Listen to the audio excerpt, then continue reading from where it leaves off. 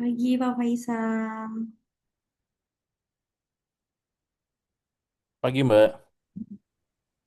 Oke, sebentar. Ya,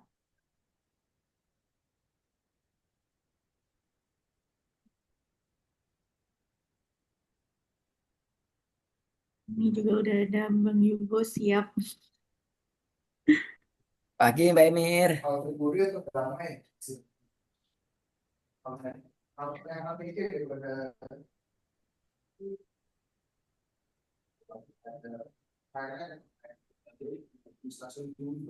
Ini lagi di kampus.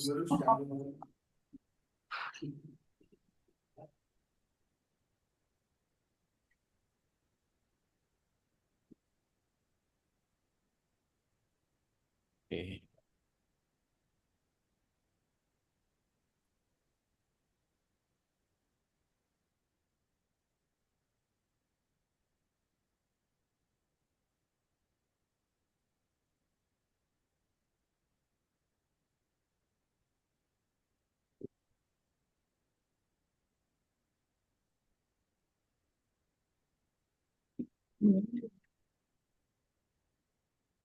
Selamat pagi Bang Faisal.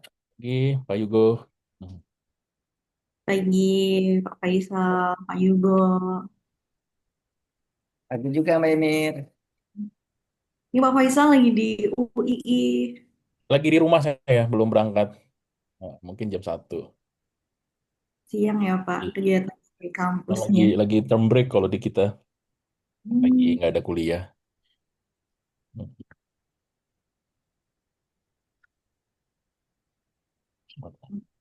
mungkin bisa ditunggu sebentar ya, Boleh nggak apa-apa, Mbak? ya, Pak Yugo. Sambil Siap-siap. menjoin juga.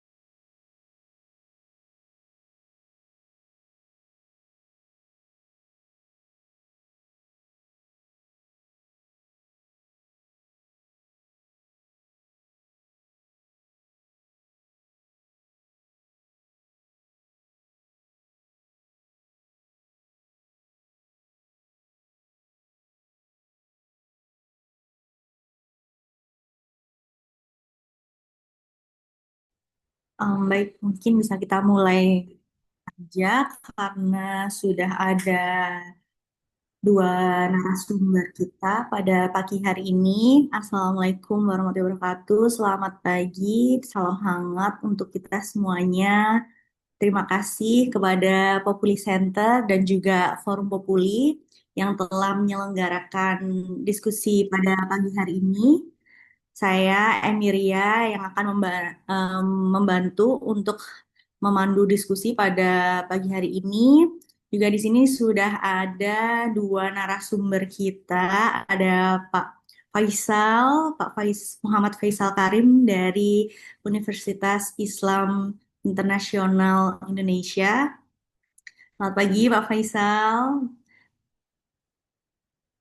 Ya, Pak Faisal ini merupakan akademisi hubungan internasional dari UI 3 yang akan membantu kita pada diskusi pagi hari ini melihat bagaimana konsep Board of Peace ini secara teoritis sekaligus dalam konteks kebijakan luar negeri dan keamanan begitu, dan juga ada narasumber kita yang kedua, Pak Yugoslav Khomeini.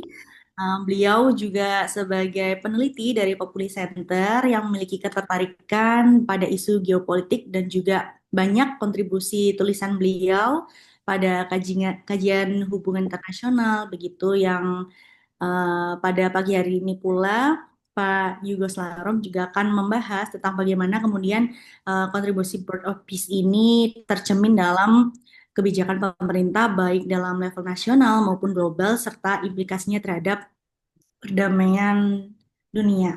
Ini kita bisa langsung saja dari diskusi kita pada pagi hari ini yang akan membahas tentang konsep World of Peace yang beberapa waktu terakhir ini memang banyak diperbincangkan gitu, baik di media sosial atau bahkan juga forum-forum diskusi gitu tentang keterlibatan Indonesia yang memutuskan untuk bergabung dalam Board of Peace di kepemimpinan Prabowo gitu sebagai bentuk inisiatif internasional yang digadang-gadang akan mempercepat penyelesaian konflik dan juga pembangunan. Ini menarik karena mungkin beberapa dari kita di sini juga masih bertanya-tanya gitu. Jadi Board of Peace dan eksistensi Indonesia di panggung internasional itu seperti apa? Karena ketika kita melihat pemerintahan yang lalu, panggung internasional belum secara signifikan melihat peran Indonesia begitu. Nah, secara umum memang keputusan ini juga dipandang sebagai dari sebagian dari misi Indonesia gitu dalam mendukung perdamaian global seperti bagaimana bentuk komitmen yang diberikan Bapak Prabowo dan pemerintahan yang beliau pimpin gitu ya kepada Palestina yang juga diinisiatif sejak Presiden Soekarno dan hingga sampai saat ini gitu. Nah, pembentukan Board of Peace ini juga tidak luput dari respon negatif bagaimana keterlibatan negara-negara seperti Prancis, Inggris, Jerman, dan juga beberapa negara yang berpengaruh lainnya yang kemudian kontra atau juga memilih untuk tidak bergabung dalam Board of Peace ini sendiri. Nah, alasan kewenangan Trump dalam Board of Peace ini sendiri juga terlalu dominan gitu. Dan ini yang kemudian menjadi narasi atau juga muncul skeptis negara-negara di Barat gitu ya antara memilih untuk tidak bergabung dan juga tidak berpihak dalam keanggotaan Board of Peace itu sendiri. Nah, untuk kajian dan bagaimana analisis Board of Peace ini sendiri, kami mempersilahkan Bapak Muhammad Faisal untuk memberikan paparan materinya terkait dengan Board of Peace itu sendiri. Untuk Bapak Faisal mungkin bisa sharing kepada kami diskusi di Board of Peace itu sendiri. Ya, terima kasih Mbak Emiria atas introduction-nya. Terima kasih Bapak Ibu semua telah hadir. Mungkin saya akan share sedikit terkait dengan eh, pemahaman saya akan Board of Peace. Tentunya pemahaman ini bisa jadi keliru, bisa jadi juga tidak tidak apa ya, tidak mendekati kebenaran. Namun ini hanya sebatas analisis dan pandangan saya terkait dengan sejauh mana secara teoritis yang seperti Mbak Emiria katakan tadi secara teoritis memahami Board of Peace ini. Nah, pertama mungkin saya akan mengajak Bapak Ibu semua untuk melihat secara umum tentang proses perdamaian yang ada di Timur Tengah sendiri sebelum kita masuk ke perubahan apa namanya konstelasi international order dan segala macam. Nah, yang pertama kita harus pahami bahwasanya eh, dari dulu dalam memahami bagaimana peace di Timur Tengah itu terjadi, peace itu selalu di-brokered by great powers, not institution. Nah, dan ini terjadi di banyak sekali apa namanya pertikaian-pertikaian. Ya kita bisa argue bahwasanya pertikaian di Bosnia misalnya yang akhirnya selesai itu disebabkan karena adanya intervensi NATO atau UN. Nah, namun kalau kita lihat lebih dalam lagi yang ngebroker hal tersebut tentunya adalah great powers. Itu yang pertama. Nah, yang kedua, setiap apa namanya upaya perdamaian yang dilakukan biasanya outcomes depends on how credible the incentives and the punishment. Yang artinya adalah bila terjadi long last peace, sebenarnya outcome itu sukses apa enggak depend on sejauh mana insentif yang diberikan dan juga punishment, nah serta juga security itu ditampilkan. Nah, kalau saya melihat apa yang dilakukan dalam konteks BOP ini merupakan suatu bentuk upaya realist governance mechanism, not a liberal.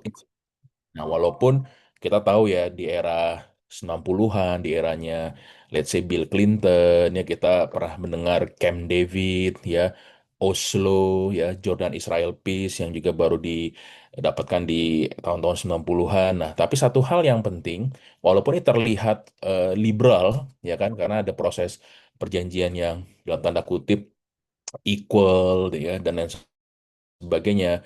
Nah, namun sebaik lagi kalau kita lihat sejarah, mereka tidak mengklaim itu sebagai capaian daripada liberal institutionalism, melainkan adalah klaim dari kemampuan US power. Nah, ya, kredibilitas Amerika Serikat untuk menjamin kedua belah pihak, ya, dan yang paling penting adalah enforcement yang Amerika Serikat lakukan. Bagaimana ada apa namanya zona A, zona B, zona C, ya, yang sampai sekarang itu menjadi klaim dan walaupun jadi status quo namun merugikan pihak Palestina, namun ada power yang saya sebutkan tadi, ada kredibilitas, ya, dan kemampuan Amerika Serikat untuk enforcement. Jadi sejarahnya memperlihatkan walaupun di era apa namanya pemerintahan yang liberal itu Camp David, Oslo, Jordan Israel Peace, semuanya walaupun terkesan prosedural, tapi sebenarnya itu bukan liberal illusion karena sebenarnya di sini the liberal lesson is not an institution that work, but the institution fail without the power. Nah, di sini apa namanya kalau kita lihat perjalanan panjangnya hal itu terjadi. Nah, mungkin fast forward ke dalam konteks Board of Peace yang ada sekarang, saya melihat pertama tentunya adalah hal yang perlu kita kita pastikan, terutama dalam konteks Indonesia, kita masuk ke dalam suatu tatanan realitas dunia baru yang tidak lagi mengedepankan liberal peace, walaupun balik lagi ya, kalau kita lihat sejarahnya memang terkesan ada ilusi liberal order, tapi sebenarnya yang tetap bermain adalah great power politics. Di mana kenapa sih Israel Palestina bisa damai karena perang dingin selesai, ya kan, terus juga ada upaya yang menjadi lebih besar dalam mencoba untuk menciptakan peace di Timur Tengah dan lain sebagainya. Jadi kesannya liberal. Nah, namun sebenarnya sekarang kita melihat sendiri bagaimana Gaza, sekali lagi bukan atau isu Palestina secara umum, yang selama ini kita pahami sebagai isu kemanusiaan dan benar itu adalah isu kemanusiaan. Namun secara umum saya melihat Gaza bukan lagi sekedar hanya tentang isu kemanusiaan. Ini menjadi juga adalah soal tentang isu tatanan dunia. Nah, di sini tentu tadi yang sebut Mbak Miriana ada apa namanya? Ada kritik yang muncul, strukturnya problematik ya. Mungkin saya nggak akan jelaskan secara umum, tapi memang ya kalau kita lihat presidennya, presidennya jelas apa namanya Donald Trump, ya kan, dan Donald Trump bisa bisa memilih suksesornya dan harus 2/3 anggota. Kalau mau menurunkan itu pun juga dia bisa nunjuk suksesornya, ya intinya bisa jadi menantunya yang ditunjuk, anaknya yang ditunjuk atau siapanya, ya walaupun ada executive director juga ditunjuk oleh oleh Trump, ya. Nah, sehingga kewenangan sangat terpusat, mandatnya pun tidak jelas, ya, dalam artian walaupun resolusi Dewan Keamanan PBB mengatakan ini untuk apa upaya stabilisasi Gaza pasca apa namanya step kedua daripada ceasefire agreement. Namun kalau kita baca secara umum, loh ini kok kayak organisasi internasional dan lain sebagainya. Dan tentunya yang tadi saya sebutkan dominasi Amerika Serikat sangat kuat. Nah, sehingga banyak mengatakan ya ini bukan IO, ini bukan mandat daripada UN, tapi lebih menyerupai suatu entitas yang sifatnya sangat private led, ya, yaitu di drive oleh Trump, ya. Dan menurut saya itu valid, ya kan, apalagi di tengah gempuran tentang reformasi UN, ya, bahkan di Indonesia pun kita juga mencoba untuk mengubah lah struktur UN. Amerika Serikat pun dalam banyak hal juga mengkritik UN dan ini mungkin adalah salah satu kritik mereka dengan membuat suatu institusi yang memang tidak akan anti Amerika Serikat, tapi akan selalu dikendalikan oleh Amerika Serikat. Nah, yang kedua, menurut saya selain isu apa namanya tadi bahwasanya ini bukanlah hanya isu kemanusiaan, jadi Board of Peace itu tidak hanya di-frame sebagai isu kemanusiaan di Gaza pasca perang, namun lebih kepada tentang bagaimana Trump mencoba untuk bereksperimen dalam membuat suatu institusi baru. Ya, yang kedua, tatanan liberal tentunya banyak yang mengatakan telah runtuh. Ya, obviously multilateralisme yang dulunya adalah norma hukum internasional yang walaupun apa namanya ilusi, tapi kadang tetap menjadi rujukan normatif ya. PBB tetap menjadi arena yang legitimate ya. Namun sekarang kita lihat Amerika Serikat mencoba melumpuhkan dan saya pikir nggak cuma Amerika Serikat ya. Di Eropa pun juga 5 tahun 10 tahun belakangan juga mencoba untuk meruntuhkan legitimasi multilateralisme dengan Uni Eropa yang semakin digerogoti. Nah, sekarang lanjut lebih ke atas ya, dalam hal ini PBB. Nah, kita lihat bagaimana ya negara besar semakin terbuka menggunakan sanksi, tarif dan tekanan ekonomi. Padahal dulu itu ya benar-benar sangat diskret, ya sangat apa namanya harus menggunakan apa namanya izin dari Kongres dan lain sebagainya. Jadi saya melihat kemunculan Board of Peace ini bukan dalam ruang vakum, namun dalam ruang yang transisi di mana yang awalnya merupakan status quo state yaitu Amerika Serikat berubah menjadi revisionis state. Ya biasanya yang yang apa namanya yang revisionis itu adalah negara yang maju. Ya sorry, negara yang emerging seperti Cina. Cina itu kalau teorinya mengatakan akan apa namanya sebagai rising power they will act as a revisionist, they try to change the entire world order. Ya Jerman di tahun 1930 juga melakukan hal yang sama. Namun sekarang uniknya ya sebenarnya udah diprediksi juga, namun prediksi ini terjadi yaitu malah negara yang hegemon atau negara yang status quo yang act like they are revisionist ya. Ini yang terjadi di Amerika Serikat sekarang. Jadi Amerika Serikat sekarang menjadi negara revisionis dan masalahnya mereka negara besar sehingga middle power atau negara-negara kecil seperti kita harus mampu untuk menerawang ke arah mana at least dalam 3 tahun ke depan. Nah, dalam konteks ini, saya melihat dalam perbincangan apa respon pemerintah Indonesia adalah kita semakin mengarah kepada pendekatan ya yang sangat realistis ya atau realisme lah. Nah, dalam kaca realisme ini tentu pertama sistem anarkis, negara tidak apa ya, tidak menggunakan moralitas, moralitas yang paling penting adalah kepentingan nasional, kekuatan adalah apa namanya the currency of the realm ya. Nah, sehingga dalam konteks bergabung dengan BOP saya melihat peran upaya Indonesia untuk tidak termarginalisasi ya. Sehingga apa namanya Indonesia tetap dapat menjaga akses dalam upaya pengambilan keputusan. Betapa betapa tidak apa berdampaknya mungkin pengambilan keputusan tersebut ya. Ada game bahwasanya if you are not on the table you are on the menu. Nah, mungkin Indonesia itu ada game realis banget ya. Jadi daripada gua jadi menu mendingan gua jadi orang yang duduk di table walaupun tablenya ada di pojokan seperti itu mungkin. Jadi nah sedangkan liberalisme ya kita paham ya tidak apa institusi internasional itu penting, aturan itu penting sehingga tentu dalam perspektif BOP, sorry dalam perspektif liberal, BOP ini tentunya tidak transparan, tidak egaliter, apalagi tidak tidak berbasis pada mandat universal ya karena memang walaupun mandatnya dari DKPBB namun eh, dia membuat segala hal sepertinya universal ya.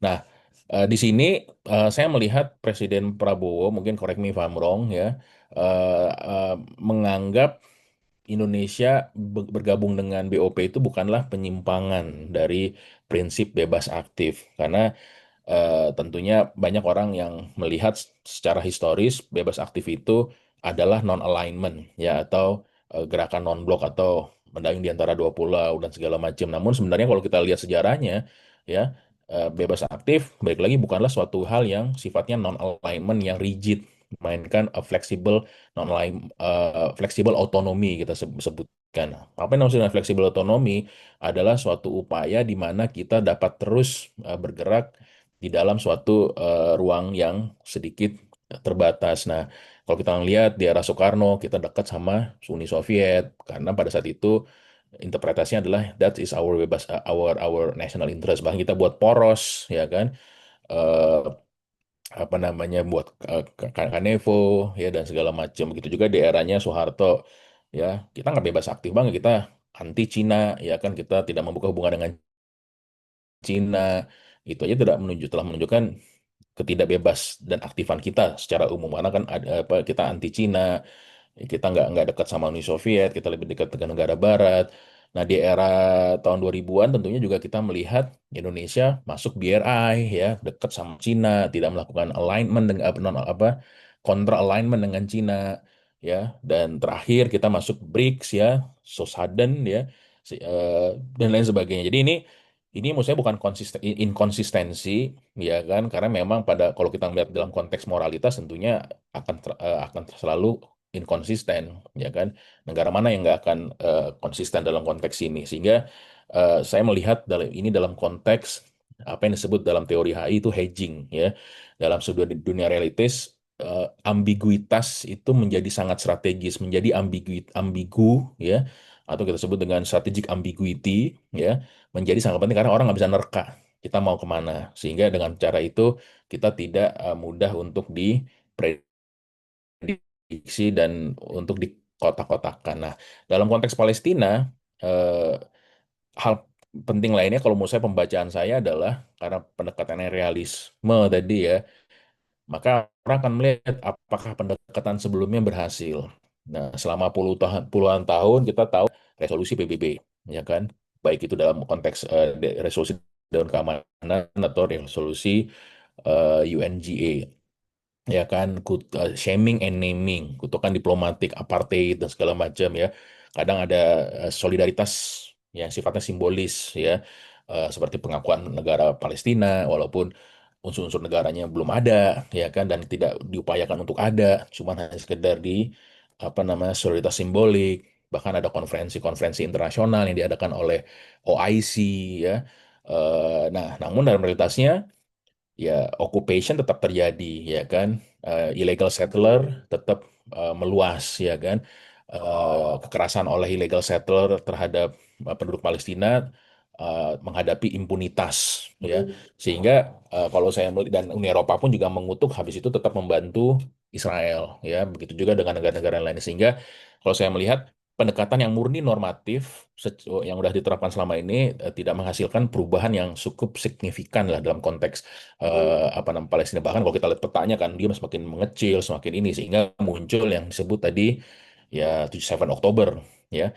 Nah, bukan berarti kita mengorbankan prinsip-prinsip ini. Sekali lagi, kalau menurut saya, apa namanya, saya melihat Prabowo mencoba untuk mencari, ya, atau mungkin Indonesia itu kan mencoba untuk mencari apa sih, if it doesn't work, ya, then if you keep doing that, eh, ya nggak akan terjadi, gitu loh. It's just a stupid repetition lah, bahasa tanda kutip. Nah, sehingga saya melihat ini bukan soal Trump saja, melainkan juga soal upaya untuk bagaimana kita mencari cara baru untuk menyelesaikan permasalahan ini, yang tentunya adalah suatu hal yang penting bagi kita sebagai negara yang apa ya, staunch supporter of Palestinian cause, gitu, ya.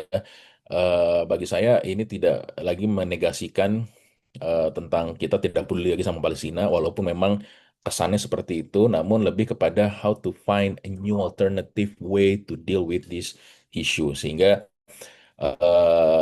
saya melihat itu menjadi hal yang penting. Nah, yang terakhir mungkin yang saya bisa sebutkan adalah tentang kalau kita baca Foreign Affairs Magazine, ya, semua hampir kebanyakan apa namanya,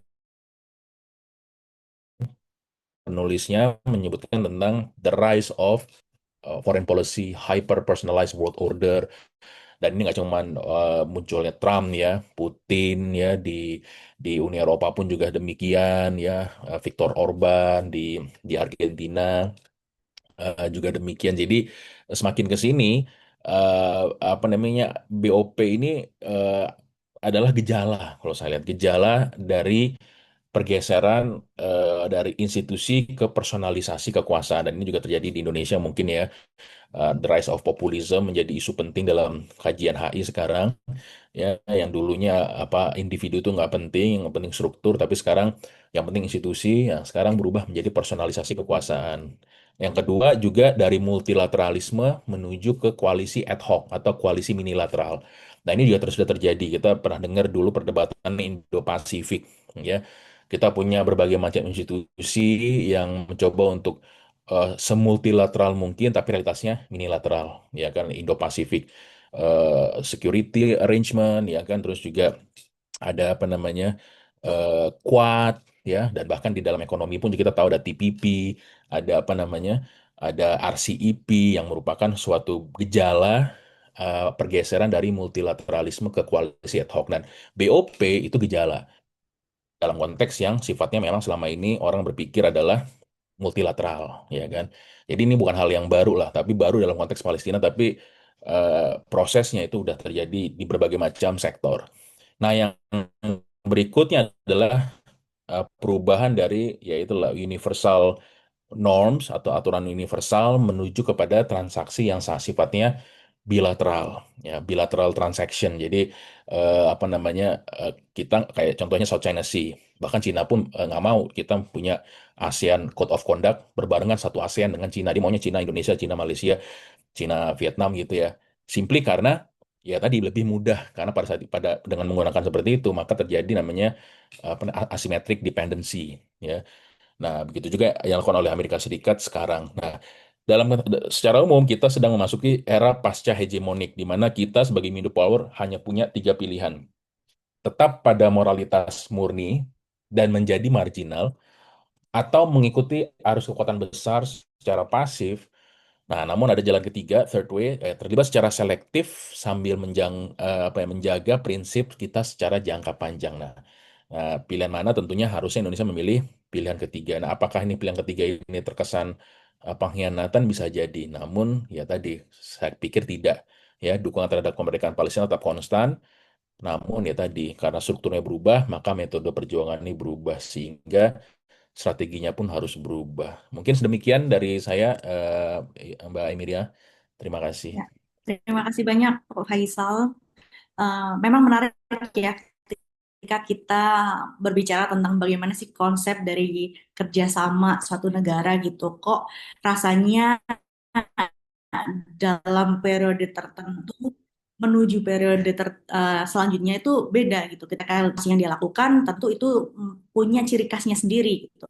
Nah, tadi waktu Pak Faisal bilang bagaimana kontestasi Indonesia di internasional gitu ya, bagaimana em, diplomasi ini bukan lagi bagaimana negara itu secara aktif gitu, melainkan sekarang ada konsep baru atau lebih ke personalized diplomasi, bagaimana pemimpin-pemimpin negara itu sedang aktif gitu loh di panggung global, bagaimana mereka semua para pemimpin negara itu memunculkan taringnya dalam panggung-panggung internasional, keperpihakan atau juga uh, bergabung dalam kerjasama-kerjasama internasional gitu, sehingga ya kita bisa harus melihat gitu bagaimana posisi Indonesia saat ini, yang juga keinginan Bapak Prabowo dalam upayanya menjaga perdamaian dunia dalam bergabung dalam Bridge atau yang kemarin, dan juga sekarang BOP ini sangat digencarkan juga bagaimana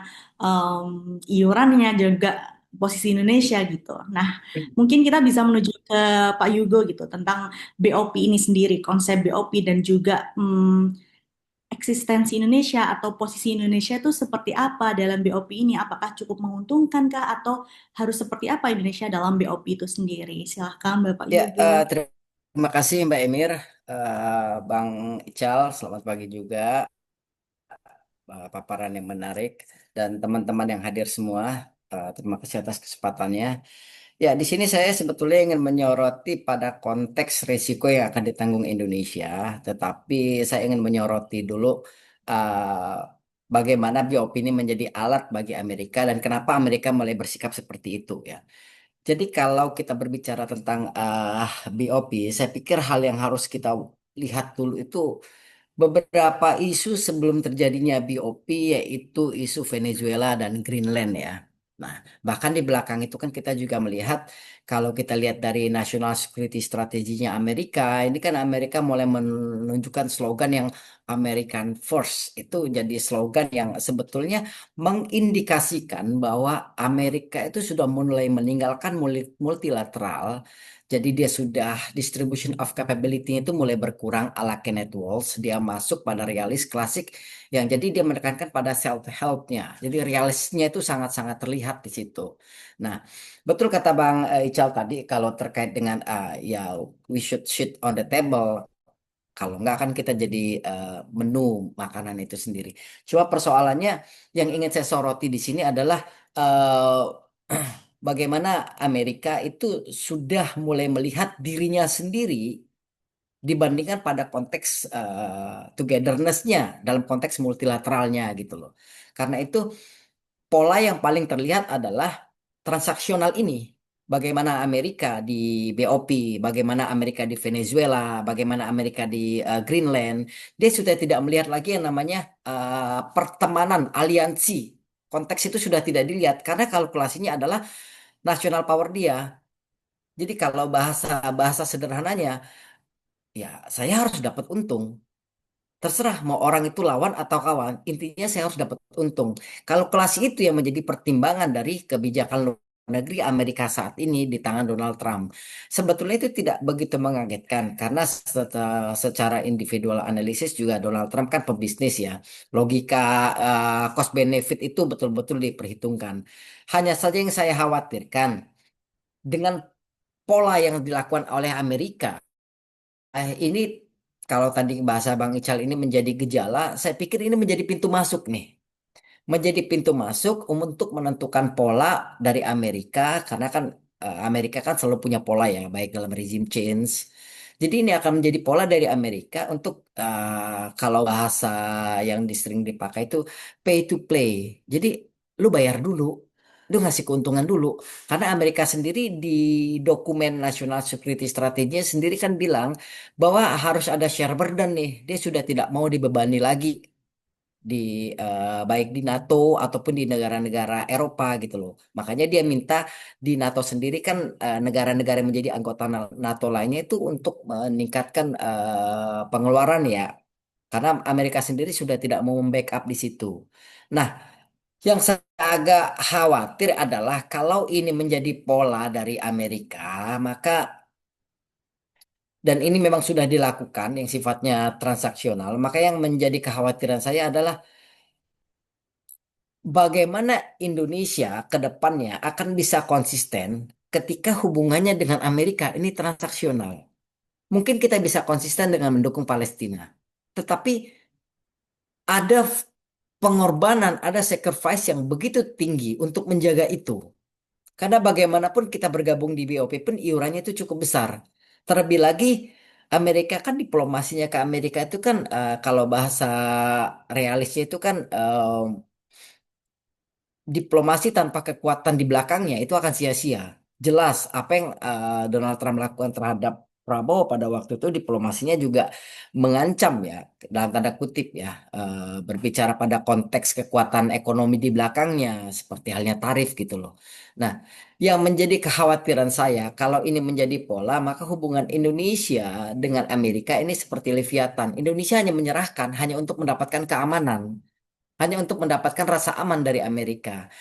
Terlebih lagi seperti yang Bang Ical bilang tadi itu, ini kan dia tidak mau sifatnya multilateral, tapi bilateral. Nah, pada konteks bilateral bisa dibayangkan asimetrik power antara Amerika dengan Indonesia itu akan sangat jomplang.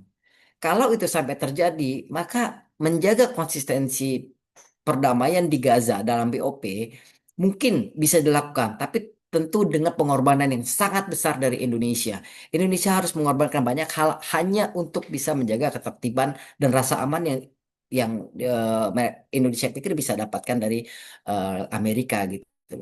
Makanya saya pikir kontradiktif antara Amerika dengan Indonesia baik persoalan power ataupun dari pola. Kalau Indonesia kan melihat multilateralisme itu sebagai cara pandang yang sudah dijalankan dari dulu dan konsisten sampai sekarang.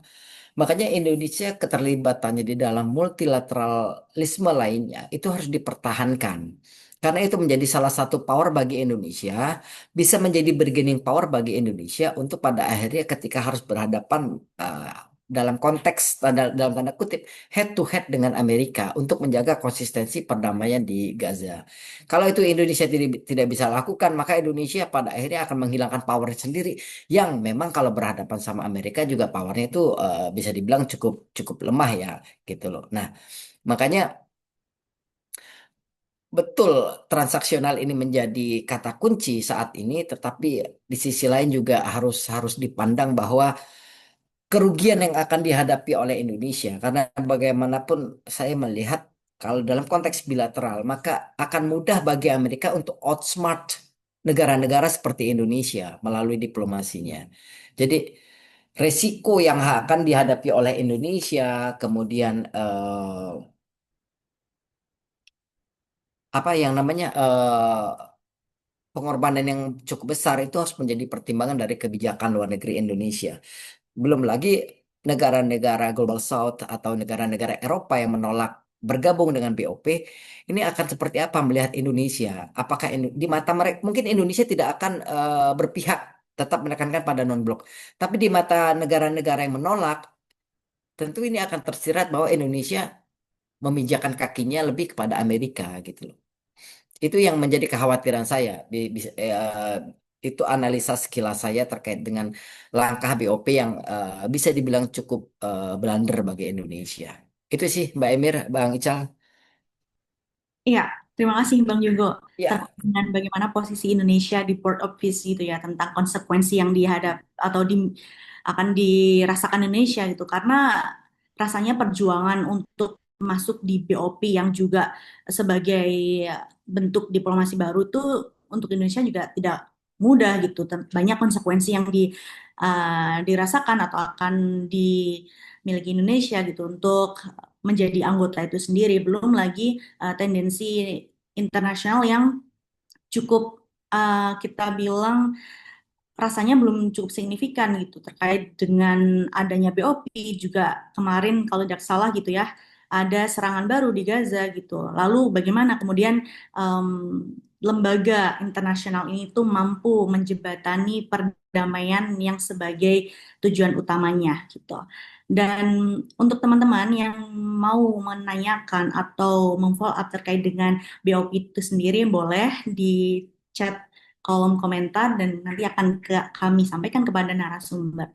Untuk Pak Faisal sendiri mungkin ini privilege ya untuk saya menanyakan langsung kepada Bapak gitu terkait dengan BOP lalu juga eksistensi Indonesia karena eh, kok rasanya banyak penolakan gitu dalam domestik itu sendiri tentang keterlibatan Indonesia di BOP yang rasanya kurang bisa memberikan dampak signifikan dalam perannya Gaza itu sendiri gitu. Bahkan sangat minim mention untuk Gaza dan juga Palestina. Padahal tujuan utamanya adalah mengupayakan keamanan dan juga ketertiban di ranah internasional itu sendiri. Jadi sebenarnya apakah ambisi Prabowo ini juga linier gitu dengan cita-cita kita yang juga ingin mempertahankan keamanan dan juga menciptakan perdamaian secara internasional itu sendiri. Menurut Pak Faisal bagaimana?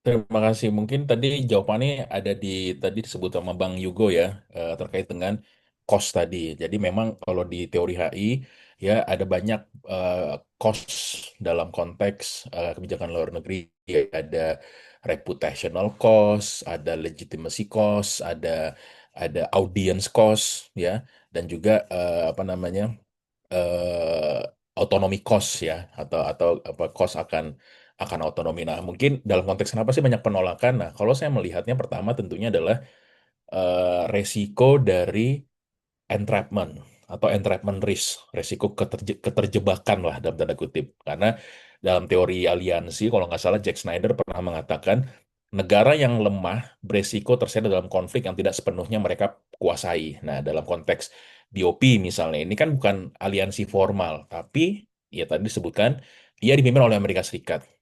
Ia beroperasi dalam konflik yang aktif dan ia menyangkut disarmament dan stabilitas keamanan yang mungkin bisa spill over karena nggak semua orang memiliki pemahaman yang sama. Andai kata tadi Bang Yugo dinyebutin ya, misalnya kalau ini gagal, gencatan senjatanya runtuh, ya Israel melanjutkan operasi militer besar-besaran yang tadi Mbak Miria katakan, Hamas menolak disarmament misalnya, dan peacekeeper menjadi target serangan misalnya kan. Nah ini kan Indonesia bisa terjebak nih. Nah ini disebut risiko keterjebakan. Kita awalnya ikut namun terjebak. Ini yang terjadi dengan Inggris misalnya di Irak. Ya, karena Inggris di era Tony Blair mendukung apa namanya unilateral invasion of Iraq, ya kan, nah terjebak dia di situ sampai sampai terakhir ya kan, cost-nya gede dan segala macam. Nah, itu yang pertama. Jadi Indonesia mungkin ngirim pengiriman TNI ya, kalau saya dengar kemarin ada 8.000 orang ya. Ini akan menjadi isu domestik yang sangat sensitif. Karena ya tadi ada orang Indonesia beneran di situ kan. Bisa jadi ada korban jiwa, ada tekanan politik dan lain sebagainya. Jadi di sini Indonesia berisiko untuk dilihat sebagai bagian daripada mekanisme yang mengamankan yang belum tentu dianggap sukses. Itu satu. Nah, yang kedua tentunya resiko reputasi ya. Jadi intinya ya kita tahu sejak reformasi kebijakan luar negeri kita ini sangat konstruktivis ya, Palestinian Solidarity ya kan, eh, memposisikan diri sebagai negara Global South, pada saat bersamaan Global South juga banyak yang menolak ya. Nah sehingga apalagi sekarang BOP dipersepsikan sebagai bagian daripada upaya melegitimasi dominasi Israel, ya, mendepolitisasi isu kedaulatan Palestina, ya. Nah, ini hal-hal ini kan apa ya akan membuat Indonesia mengalami apa yang disebut dengan identity dissonance lah. Nah, kalau kita nih apa sih, ya kan? What should we do? Kalau kita percaya dengan konstruktivism, tapi kan mungkin Prabowo nggak percaya konsep-konsep tentang disonasi identitas dan segala macam. Kita tetap pro kok, ya. Nah, yang ketiga, menurut saya itu ada namanya resiko otonomi strategis lah, bisa dikatakan demikian ya. Kadang sekarang kan Indonesia menjalankan strategi hedging nih, masuk BRI, masuk ke ASEAN, masuk ke mana, ke BRICS, masuk coba untuk masuk OECD dan segala macam. Nah sekarang masuk ke Amerika, dominasi Amerika Serikat yang dipersonalisasi, masuk ke Trump lah, ke gengnya Trump gitu kan. Nah, nanti kalau hedgingnya gagal, persepsi netralitasnya gimana? Nah, tapi itu mungkin nggak terlalu penting ya. Nah, yang paling penting berikutnya yang menurut saya yang kelima adalah audience cost. Nah, ini kalau teorinya James Fearon mengatakan pemimpin akan menghadapi audience cost. Ya, yaitu ketika kebijakan luar negeri itu dianggap bertentangan dengan komitmen sebelumnya. Nah, di Indonesia mungkin audience cost ini nggak setinggi di Amerika Serikat ya, atau di negara liberal ya. Namun tetap aja ini isunya isu pelik ya, di mana Palestina adalah isu emosional loh dan simbolik, bahkan isu agama ya. Walaupun ini bukan isu agama ya, tapi ya bisa jadi ada organisasi Islam yang memiliki sensitivitas yang tinggi. Ya, walaupun ya kita lihat MUI dan Muhammadiyah mendukung, jadi ini nggak akan jadi isu agama tapi ini akan menjadi isu emosional tetap ya kan, terutama narasi anti penjajahan. Nah, namun saya disinilah kenapa banyak orang yang melihat ya BOP ini nggak bagus, simply karena ya tadi apa namanya audience cost ya, reputational cost kita ya kan, atau entrapment cost tadi ya, kita sekarang nggak ada tapi bisa jadi 2-3 tahun ke depan kalau emang udah ada deployment. Dan tentu adalah cost yang tadi disebutkan oleh Bang Yugo ya, cost materialnya ya 17 triliun, walaupun kita belum tahu mekanismenya seperti apa. Apalagi kalau katakan kan 3 tahun awal, jadi ada kayak semacam early harvest lah kalau bahasanya, kalau kita masuk Oh ke ya. FTA gitu ya, early harvest gitu loh, ke Indonesia sama Cina gitu kan. 2010 kita tanda tangan, 2015 baru free trade benar-benar, tapi selama 5 tahun kita early harvest, kita bisa ngirim barang ke Cina. Nah, mungkin dalam konteks BOP ini ya early harvestnya ini periodenya itu 3 tahun ini, Anda nggak perlu bayar 17 triliun ya kan, coba bagaimana Anda enak nggak, nyaman nggak di dalam sana, ya baru bayar gitu kalau mau jadi anggota permanen. Nah, baik lagi apakah mekanisme ini cukup untuk menjadi buffer dalam konteks memitigasi risiko-risiko tersebut? Nah, ini kita belum clear kan, apakah pembayarannya seperti apa dan lain sebagainya. Mungkin demikian, eh Mbak Emir ya. Ya, terima kasih Pak Faisal. Emang kalau dari statement yang disampaikan Pak Faisal sebelumnya itu juga sejalan dengan apa yang uh, di awal disampaikan Pak Faisal gitu. Adanya um, bukan inkonsistensi tapi bagian engine itu sendiri, bagaimana Indonesia itu mulai aktif gitu ya, dan juga um, Prabowo sebagai presiden dirasa mulai memunculkan personalized foreign policy, gitu. Tidak lagi Indonesia, tapi bagaimana keterlibatan Prabowo secara langsung gitu dalam mengambil keputusan-keputusan untuk keterlibatan beliau di um, organisasi-organisasi internasional atau juga seperti BOP dan juga Bridge yang secara vokal disampaikan gitu. Nah, mungkin kita bisa kembali lagi ke Pak Yugo gitu tentang sebenarnya kita itu kan udah di Bridge yang lalu ya, terus juga sekarang BOP kita mulai um, memikirkan jangka panjang itu terkait dengan cost yang akan kita um, keluarkan dan juga narasinya Prabowo juga akhir ini mencuat lagi gitu pengiriman secara aktif 20.000 personal TNI gitu ke Gaza itu kan kita melihat bahwa memang Prabowo ada konteks di sini memperlihatkan bagaimana personality beliau sebagai leadership personality gitu ya untuk memang berperan aktif dalam panggung internasional juga untuk mempertahankan bagaimana keamanan dari Gaza itu sendiri. Tapi terkait dengan BOP ini, memang bagaimana Pak Yugo melihat peluang dan juga resiko ini tuh bisa dihadapi Indonesia gitu dalam BOP itu secara konkret. Apakah memang Indonesia optimis sama optimis gitu Prabowo dalam uh, anggota BOP ini sendiri? Ya, Masih di seperti tadi yang dibilang oleh Bang Ical ya, eh, di dalam WOP nanti pelaksanaannya kan perdamaiannya akan dilakukan.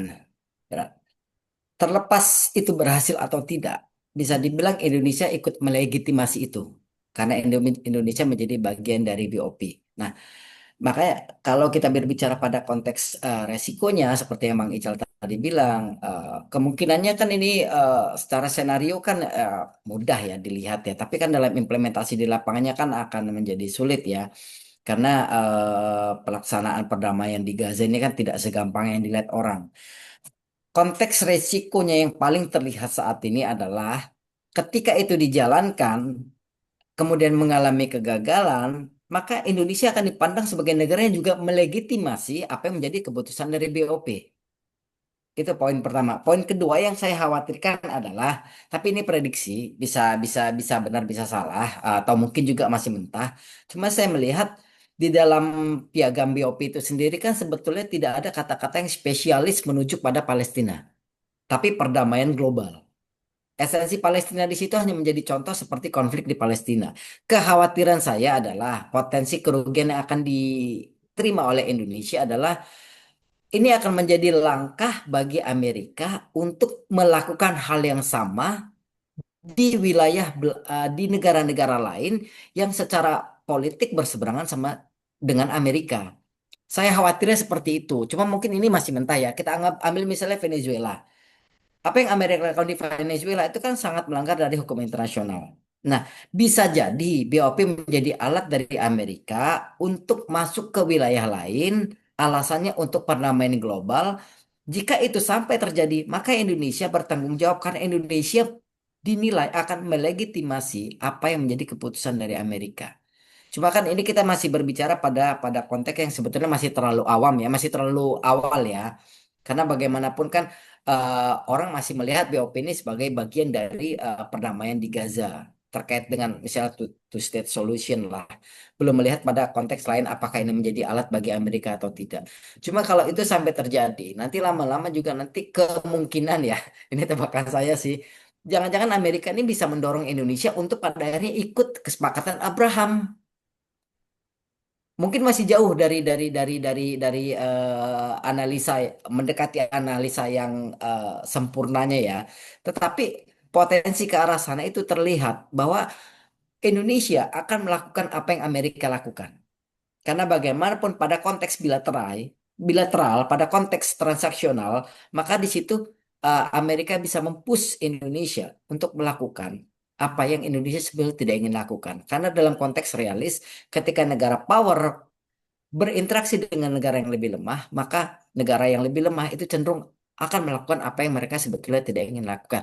Ada keterpaksaan di situ. Cuma ini ya lagi-lagi masih masih sifatnya analisa, prediksi. Tetapi pada konteks BOP itu sendiri, saya sih bisa meyakini bahwa apapun yang terjadi dengan BOP, berhasil atau tidaknya Indonesia akan dipandang dunia internasional sebagai pihak yang juga melegitimasi keputusan di dalam BOP itu sendiri.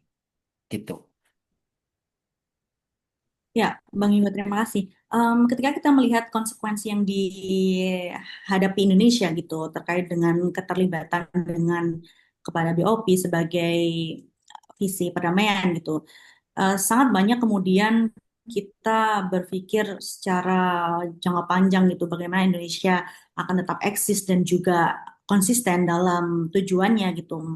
Karena kita melihat Indonesia itu sendiri ya belum cukup kuat untuk menandingi bagaimana Amerika dalam superpower di sini, BOP yang memiliki legitimasi lebih besar dalam pengambilan keputusan gitu. Nah, itu kan juga menjadi konsekuensi Indonesia tentang bagaimana kemudian pengambilan keputusan dan juga resiko dari BOP itu sendiri. Nah, mungkin ketika kita melihat BOP itu sendiri, ketika lalu BOP dan juga pemerintah Indonesia itu bertumbuh pada logika keseimbangan kekuatan gitu. Bagaimana yang bisa dilakukan Indonesia dalam konteks ini bisa mempertahankan tujuan utama Indonesia dalam kekuatan global gitu ya. Dan di satu sisi juga Indonesia memiliki kepentingan untuk ya ada bargaining power, ada sesuatu yang memang memiliki tujuan adanya accessibility untuk bekerja sama dengan US misalnya. Nah itu bagaimana Pak Faisal bisa melihat konteks ini dalam BOP kepentingan Indonesia bisa sama-sama berjalan tapi tidak mengurangi legitimasi Indonesia dalam konteks global untuk ya kita tetap mendukung bagaimana perdamaian di Gaza tapi di satu sisi juga di kerjasama bilateral kita tetap bisa gitu. Oke, baik. Kalau menurut saya berarti kan kita udah masuk nih ya, karena and according to Prabowo, this is the only option ya kan, terutama untuk membuat kita sitting on the table. Nah, kalau saya melihat yang penting bagi kita tentunya adalah ya mitigation strateginya, ya kan. Tadi ya entrapment cost tadi ya kan akan terjadi bila mandatnya tidak tegas. Nah, oleh sebab itu tentu nanti kalau dalam konteks yang lebih detail dalam hal diplomasi, at least kita udah on the table nih, ya kan? Yang saya tangkap adalah sejauh mana dalam negosiasi yang sifatnya lebih detail, terutama terkait dengan mandat pasukan yang sifatnya humanitarian stabilization kah, apakah akan ada pemaksaan akan disarmament kah, karena ini yang mau oleh Israel kan, paksaan untuk disarmament, bagaimana rules of engagement-nya kah, ya kan, nah secara umum saya melihat Indonesia harus benar-benar bersuara lantang dan bahkan juga ya harus terbuka, transparan biar publik pun juga bisa ikut mengatakan oke ini harusnya partisipasinya bukan lagi dalam konteks ini loh, ya kan. Bukan lagi operasi keamanan ofensif misalnya dalam melucuti senjata-senjata Hamas tapi melainkan perlindungan sipil saja. Nah, ya, ya, jadi mandatnya harus jelas karena ujungnya memang kalau kita lihat kegagalan daripada UN peacekeeping di mana-mana itu kalau menurut literatur yang saya baca itu karena ke apa ya ketidakjelasan mandat yang ada. Ini mandat peacekeeping, peace enforcing atau policing sih. Nah itu satu pertama. Yang kedua dengan demikian at least ada legitimasi. Oh Indonesia menyuarakan ini, ya kan. Harus ada engagement juga ke publik, tidak tertutup, tidak hyper personalized. Kalau sekarang oke lah. Ini hyper personalized karena bentuknya cepat dan segala macam. Tapi dalam prosesnya ini harus benar-benar di scrutinize, terutama dalam konteks yang sifatnya detail seperti ini. Nah, yang kedua tadi resiko asimetri, ya pengaruh asimetris yang membuat Indonesia menjadi liability, bisa jadi akan jadi liability adalah ya Indonesia harus meminta posisi substantif dalam desain teknis. Jadi nggak cuma pelaksanaan, nggak cuma oh saya mau kirimin ke Gaza, tapi mandatnya nggak diikut untuk diskusikan. Kita nggak tahu, ya kan? Nah, bagaimana kita mengusulkan mekanisme verifikasi yang multilateral sifatnya, ya kan? Nggak cuma satu dua negara. Nah, begitu juga dengan mendorong hadiran aktor-aktor regional. Nah, pasti diingat kan Mesir, Yordania, Qatar, itu kan aktor-aktor regional yang emang udah pemain lama dalam tanda kutip nih ya. Nah, sejauh mana kita bisa align dengan mereka. Jadi diplomasi nggak cuma sekedar diplomasi kita dengan Amerika Serikat, tapi bagaimana kita ya berhubungan juga dengan negara aktor regional ini. Nah, di sini kemampuan diplomasi kita dalam hal ini adalah koneksi kita ke sana seperti apa. Nah, jadi sini juga penting untuk mendorong kolektivitas lah di dalam BOP. Apalagi kan dibilangnya kan banyak negara-negara Muslim ya, negara-negara Arab lah dalam BOP ini ya. Nah, yang ketiga mau saya adalah memitigasi ya tadi reputasi Global South ya kan. Indonesia menurut saya harus lebih eksplisit untuk menegaskan bahwasanya rekonstruksi bukan substitusi dari kedaulatan karena ini yang terjadi apa di banyak berkembang ya, dan itu bisa valid ya di mana rekonstruksi ini upaya dalam membuat kemerdekaan Palestina menjadi bukan isu lagi, yang penting rekonstruksi dulu deh ya kan. Nah, namun kita harus pastikan bahwasanya rekonstruksi ini bukan substitusi akan kedaulatan Palestina, dan settlement expansion harus tetap ditolak. Apalagi sekarang kita melihat ya Indonesia apa ya Israel mencoba untuk melakukan itu. Nah, menurut saya yang terakhir mungkin Mbak, pemahaman saya adalah sorry, memitigasi risiko operasional ya kan dan militernya. Andai-andai kalau memang perlu. Nah, kita kan belum tahu nih, kita bisa dikatakan apa namanya salah satu negara yang paling top lah dalam upaya peacekeeping operation ya kan. Beda dengan negara lain, tapi dipastiin juga ya karena mandatnya. Ya, kalau dalam konteks misalnya Lebanon, UNIFIL, kita kan terkenal di UNIFIL karena mandatnya cuma policing, mandatnya itu nggak cuma menjaga perbatasan, tidak engage. Beda sama peacekeeping peacekeeping ada di mana di Afrika, itu lebih lebih gawat gitu loh, banyak yang mati itu orang-orangnya kan karena memang ikut terlibat aktif dalam melakukan peacekeeping dan peace enforcement. Nah, ini Indonesia sebaiknya gimana nih? Ya kan mengirim kontingen terbatas dulu kah? Bukan langsung ribuan, tapi ya polisi dalam konteks yang sifatnya itu embedded ke institusi yang lebih besar, yang memiliki profesional pengalaman tentunya yang UNIFIL, ya, tapi tadi juga sejauh mana ada exit strategi yang jelas, ya kan? Nah, setiap partisipasi harus memiliki, ya tadi lah, ini evaluasi jelas nggak nih? Jangan cuma, oh kita siap ngirim pasukan dan segala macam, tapi nanti resiko terjebak jangka panjangnya, dan yang paling penting ya pembiayaannya. Bisa jadi itu part of pembiayaan 17T tadi. Ya kita nggak tahu kan, kalau di Unifil, ya kita digaji sama UN. Nah, karena ada UN, ada dana dari UN. Nah, kalau dalam BOP ini, 8.000 itu gajinya apa? Mobilisasinya seperti apa? Barang-barangnya seperti apa? Nah, bisa jadi dealnya ya udah itu part of in kind, in kind apa namanya contribution Indonesia, ya itu kan juga cost juga. Jadi seperti itu. Nah, yang terakhir mungkin ya mitigasi resiko domestik lah. Bisa jadi kehadiran terorisme muncul lagi kalau framingnya salah, ya kan. Maka di sini perlu kira-kira transparansi dan konsultasi baik itu dengan civil society, DPR maupun juga dengan kalangan Islam. Karena memang ya tadi bisa jadi ini menjadi isu di kemudian hari.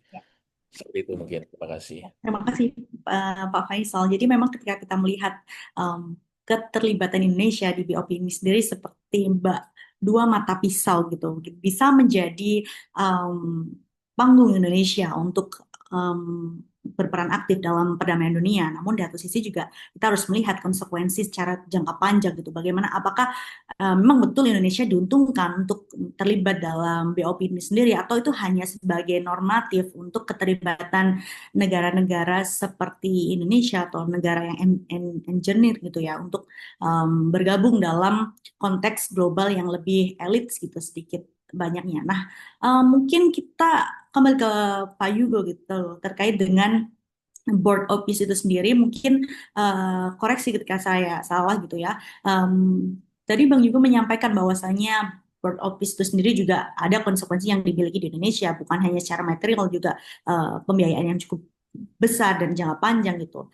Namun keterlibatan BOP ini sendiri, Indonesia dalam BOP sendiri, apakah berpotensi menjadi sesuatu normatif itu, simbol normatif semata apabila ketika kita melihat gitu ya, bagaimana kekuatan politik itu tuh bisa dilihat dalam konteks nyata dalam pengambilan keputusan atau hanya ya normatif saja bergabung dalam BOP lalu kemudian kekuatan politik hanya um, justru kita juga tidak sekuat itu dalam pengambilan keputusan secara global dan juga internasional dalam kekuatan untuk perdamaian itu sendiri. Ya, sebetulnya seperti tadi yang Bang Ical sudah dijelaskan ya, bahwa memang di BOP sendiri itu kan kekuasaan Donald Trump itu terlalu luas. Jadi ini bisa dibilang organisasi yang dipersonalize ya, bukan bukan organisasi internasional lainnya seperti halnya PBB gitu loh. Kekuasaan Trump yang terlalu luas. Kemudian Bang Ical juga tadi ini berbicara tentang bahwa ini ada gejala nih, gejala bahwa kita harus harus mulai berpikir ada perubahan pada konteks realis. Saya pikir apa yang dilakukan Prabowo sebetulnya ini kan bentuk dari kalau bahasa realis itu survival of the fittest, cara baru Indonesia untuk bisa beradaptasi dengan perkembangan yang berubah saat ini. Hanya saja yang ingin saya tekankan di sini, Indonesia memang perlu memitigasi seperti yang Bang Ical jelaskan tadi. Cuma maksud saya pada konteks politik internasionalnya, terlebih lagi Indonesia kan baru saja menjadi presiden apa ya, presiden HAM PBB ya, baru ya. Nah, belum lagi keterlibatan Indonesia di BRICS, kedekatan Indonesia dengan negara-negara Global South itu kan seperti halnya juga OKI dan organisasi-organisasi internasional lainnya yang Indonesia sudah terlibat. Indonesia harus lebih konsisten, bahkan harus lebih berani bersuara di luar BOP untuk menjaga konsistensi dari kebijakan luar negeri Indonesia. Karena bagaimanapun tidak fair kalau hanya BOP itu diserahkan pada konteks Palestina, perdamaian di Gaza itu hanya diserahkan pada konteks BOP saja. Indonesia sudah memiliki modal besar, baik di PBB ataupun di organisasi internasional lainnya, dan Indonesia tidak boleh meninggalkan itu. Bahkan Indonesia harus lebih konsisten di organisasi-organisasi itu dibandingkan BOP. Karena bagaimanapun legitimasi internasional akan tercermin, akan menjelaskan bagaimana sikap Indonesia ketika Indonesia yang memang konsisten di organisasi-organisasi yang memang sudah lama Indonesia bergabung. Itu poin pertama. Poin kedua, di BOP sendiri Indonesia harus mampu, mungkin tidak mudah ya, tapi merubah isi piagam, bahkan merubah pola keterlibatan dari negara-negara yang menjadi anggota yang selama ini hanya undangan, tapi juga harus dibuka secara sukarela. Ini mungkin memang proses yang tidak mudah karena bagaimanapun harus berhadapan dengan Donald Trump dan Amerika yang powernya lebih kuat. Tetapi konsistensi untuk menyuarakan dengan meskipun harus berbeda suara, saya pikir itu bisa menjadi solusi bagi Indonesia untuk menyelamatkan diri dari anggapan bahwa Indonesia tidak konsisten. Karena kekhawatirannya seperti yang Bang Ical tadi, ada risiko domestik yang harus Indonesia tanggung kalau Indonesia pada akhirnya dipandang tidak bersifat konsisten. Nah, makanya dengan konsisten itu sendiri, maka Indonesia saya pikir walaupun pada akhirnya nanti tidak terfasilitasi oleh BOP, tapi Indonesia tetap menjadi satu negara yang sampai saat ini konsisten dan akan terus menjaga perdamaian di Gaza. Gitu Baik, sih. terima kasih Pak Yunggo. Lalu mungkin yang terakhir ya terkait dengan peluang dan juga resiko yang dihadapi Indonesia dalam keterlibatannya di Board of Peace itu sendiri.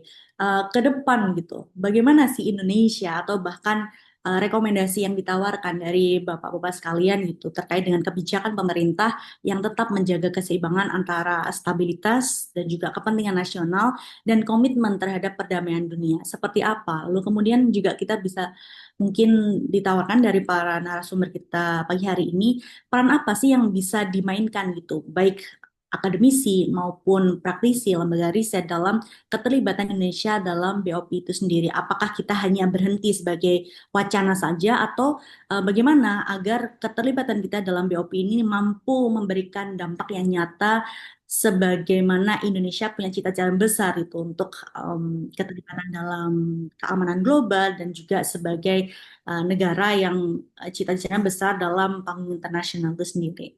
Silakan Bapak Faisal, lalu kemudian bisa dilanjutkan Pak Niko. Oke, terima kasih. Kalau ya tadi peluang dan tantangan udah banyak kita bahas ya, Mbak Amir. Ya, mungkin sekarang rekomendasi tadi ya Mbak bilang. Kalau menurut saya tentu tadi saya sepakat tujuannya adalah stabilitas, ya kan, baik itu domestik dan regional, kepentingan nasional kita, strategik otonomi kita, reputasi kita, ekonomi kita, dan tentunya tadi perdamaian dunia adalah Palestina. Nah, bagaimana mengimbangkan tiga hal ini? Kalau pertama menurut saya adalah ya kita harus punya prinsip ya engagement tapi tidak tercapture. Nah, jadi ya ini sebenarnya bebas aktif lah. Ya engagement tapi tidak tercapture itu maksudnya apa? Ya pertama Indonesia masuk forum, tetapi kalau bisa jangan terikat secara struktural. Nah, jadi apa namanya? ya nggak apa-apa kita masuk BOP ya, kita masuk BRICS ya kan, ya, tapi kita lihat mandatnya seperti apa ya kan. Eh, Exit clause-nya seperti apa, no combat role-nya seperti apa, karena memang kalau kita ngelihat balik lagi charternya itu sangat umum lah, ini bukan charter tentang BOP yang kita inginkan ya dalam konteks Gaza. Nah, tapi nggak apa-apa umum, oke kita masuk untuk men-entertain Trump, tapi dalam konteks implementasinya ini yang menurut saya eh, prinsip yang harus pemerintah harus lihat atau pastikan betul. Nah, yang berikutnya adalah ya saya sepakat betul ya, walaupun kita ke BOP bukan berarti kita tidak apa ya memperkuat legitimasinya PBB, karena multilateralisme tetap menjadi hal penting dalam kebijakan luar negeri kita. Nggak cuma penting bagi identitas Indonesia, namun juga penting bagi dunia. Ya kan, karena ya walaupun mandatnya puluhan ribu ya, ada yang mengatakan wah ada sekitar 40 ribu mandat apa 20 ribu mandat PBB udah usang dan segala macam, namun kita tetap harus mendorong mekanisme pelaporan ke PBB ya, walaupun ada mandat BOP, tapi BOP ini harus bisa connect lah dengan apa namanya PBB. Jadi dia lembaga internasional yang connect dengan lembaga PBB misalnya. Nah, yang kedua ya tadi bagaimana engage negara-negara regional power ini dan Eropa, tapi Eropa udah pasti nggak masuk ya karena Eropa menolak ya. Tapi itu penting tadi mengurangi dominasi tunggal daripada Trump dan Amerika lah, Amerika dan spesifik Trump gitu, sehingga BOP ini nggak jadi club governance. Kita kan nggak mau buat club governance kayak G20 ya kan, tapi kita mau lebih kepada format yang dapat bertanggung jawab. Nah, terkait dengan yang ya, domestik tadi ya saya pikir adalah komunikasi domestik ya. Kurangi audience cost karena memang pemerintah perlu banget policy communication yang disiplin lah ya kan, menjelaskan mandatnya, batasannya, tapi balik tadi masalahnya adalah hyper personalized, jadi institusi yang udah notabene bagus dalam membuat komunikasi ini yaitu Kemlu ya kurang gitu ya. Harusnya ada dialog dengan ormas Islam, dialog terbuka dengan MUI, jadi tidak hanya sekedar MUI ketemu dengan Prabowo gitu ya, ormas Islam ketemu dengan Prabowo, tapi lebih kepada dialog publik yang menekankan kepada 1.5 track dialog lah. Nah, dialog negara dengan civil society. Nah, jadi menurut saya ini yang harus dilakukan. Nah, dalam konteks terakhir tadi pertanyaan Mbak apa namanya bagaimana ini tetap bisa membuat kita apa menjaga jati diri kita. Kalau saya pikir sih ya tadi ukuran keberhasilan dari kebijakan ini tentunya adalah pertama Indonesia memperoleh peran yang substantif. Kalau nggak substantif ya ngapain? Ya kan. Yang kedua, Indonesia tetap dapat mengengage civil society. Kita lihat bagaimana Indonesia dengan Palestina kan kebanyakan memang CSO ya Mbak ya. Apa namanya? Apa sih itu lembaga itu pembuatan masjid Indonesia, sorry masjid, apa rumah sakit Indonesia di Gaza Utara misalnya. Nah, mau saya engagementnya jangan hanya oleh negara, tapi ukuran indikator keberhasilan kita adalah bagaimana kita juga mampu mengajak berbagai macam apa non-state actors lah seperti seperti ya tadi apa gerak ormas Islam ya kan, dan juga akademisi untuk juga bisa urung rembuk dan juga ada 1.5 dialog ini. Mungkin seperti itu dari saya, Mbak Emilia. Terima kasih. Pak Faisal, Pak Yugo silahkan. Ya, kalau dari saya mungkin ini terkait dengan preferensi ya. Kalau saya lebih suka melihat pada konteks politik internasionalnya ya. Karena memang bidang itu yang saya fokuskan ya. Kalau saya melihat untuk memitigasi ini kan sebetulnya sejak awal seharusnya Prabowo ataupun misalnya Kemlu sendiri itu sudah mulai melakukan komunikasi baik ke dunia internasional ataupun secara domestik bahwa Indonesia punya standar penilaian di dalam BOP. Indonesia harus bisa menjelaskan kepada audiens baik itu misalnya negara-negara lain ataupun misalnya terkait dengan ormas-ormas Islam yang ada di Indonesia, karena bagaimanapun kan kebijakan luar negeri kita terhadap Gaza ini kan kita mengakomodasi interest group ya, dan juga amanat dari undang-undang. Artinya ketika Kemlu bisa bersuara menjelaskan bahwa ini loh standar keterlibatan Indonesia di BOP. Indonesia akan menetapkan standar untuk menilai apakah BOP itu sesuai atau tidak di dalam pelaksanaan perdamaian di Gaza. Nah, standar ini yang kemudian harus dibakukan sehingga itu menjadi variabel yang bisa digunakan semua orang untuk mengukur. Kalau itu pada akhirnya bisa dijelaskan oleh Pak Prabowo ataupun misalnya Kementerian Luar Negeri kita, maka kan Indonesia akan dipandang nih negara punya harga diri, nih negara punya pride. Artinya dia tidak gampang terkontrol oleh negara lain karena dia punya standar sendiri.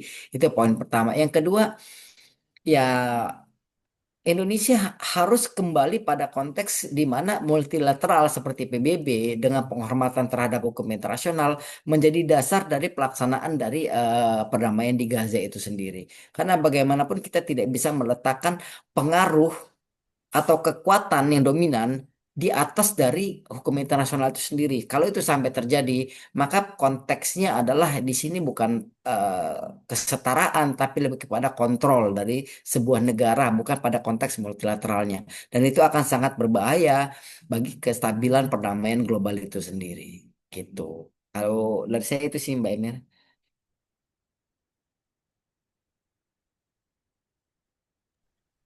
Oke, terima kasih em, Pak Faisal dan juga Pak Yugo gitu ya terkait dengan diskusi kita terkait dengan BOP itu sendiri. Kalau bisa saya tarik kesimpulan pada diskusi kita pagi hari ini adalah memang BOP itu sendiri menunjukkan bahwasannya ada konsep normatif gitu tentang perdamaian dunia itu sendiri, melainkan bukan sekedar konsep normatif gitu BOP itu sendiri, melainkan sebuah gagasan atau tata kelola yang menuntut komitmen politik gitu. Adanya bentuk kerjasama kolektif internasional yang memberanikan moral dalam menghadapi dinamika global gitu. World of Peace itu sendiri mengingatkan kita semuanya dalam diskusi ini, terutama bahwa perdamaian itu tidak lahir secara otomatis gitu. Ada dibangun karena dialog yang muncul, lalu kemudian juga mekanisme institusional serta kesediaan para aktor negara di sini menempatkan kepentingan bersama di atas rivalitas kekuatan yang ada gitu. Tantangannya juga ada tentang bagaimana besarnya untuk memastikan bahwa Board of Peace itu tidak berhenti sebagai simbol idealisme suatu negara gitu ya dalam kesepakatan bersama sebuah kerjasama, melainkan menjadi instrumen nyata yang mampu mempengaruhi arah kebijakan dan juga pengambilan keputusan. Terima kasih kepada Pak Faisal dan juga Pak Yugo sebagai narasumber kita yang luar biasa pada pagi hari ini, serta seluruh teman-teman yang telah mengikuti diskusi dengan penuh antusiasme, dan juga semoga forum ini tidak berhenti di ruang diskusi ini, tapi juga menjadi refleksi ke depannya bagaimana kebijakan itu juga banyak dipengaruhi atas keterlibatan publik itu untuk langkah-langkah konkret untuk perdamaian dunia dan juga bagaimana Indonesia tetap eksis di ranah internasional. Dan mungkin Ya, sebelum saya menutup diskusi pada pagi hari ini, teman-teman bisa kameranya diaktifkan, kita bisa foto bareng, dan untuk dari tim Populi bisa minta tolong, bisa diambil gambar untuk diskusi kita pada pagi hari ini. ya, saya juga terima kasih Mbak Emir, terima kasih juga Bang Ical yang sudah berbagi Siap. ilmunya. Ya, makasih. Ya. Oke, mungkin teman-teman sudah menyalakan kameranya semuanya. Boleh nih nyalakan kameranya, kita foto di room Zoom ini. Silahkan teman-teman.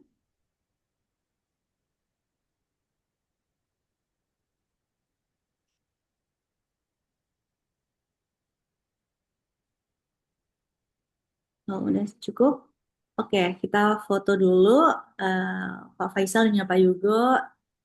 Saya hitung mundur, satu, dua, tiga. Sekali lagi. Oke, teman-teman boleh dinyalakan dulu kameranya.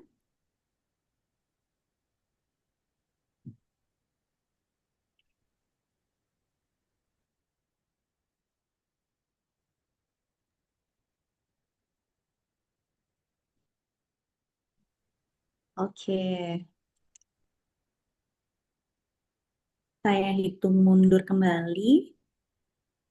Satu, dua, tiga. Sekali lagi, satu, dua, tiga. Baik. Oke, terima kasih banyak Pak Faisal dan juga Pak Yugo sudah berkenan hadir menjadi narasumber pada pagi hari ini. Semoga kita bisa bertemu lagi di lain kesempatan diskusi Forum Populi di agenda selanjutnya. Terima kasih banyak teman-teman juga sudah hadir pada pagi hari ini. Saya Emilia mengucapkan terima kasih banyak dan mohon maaf apabila ada salah kata, baik disengaja maupun tidak. Wassalamualaikum warahmatullahi wabarakatuh. Waalaikumsalam warahmatullahi wabarakatuh.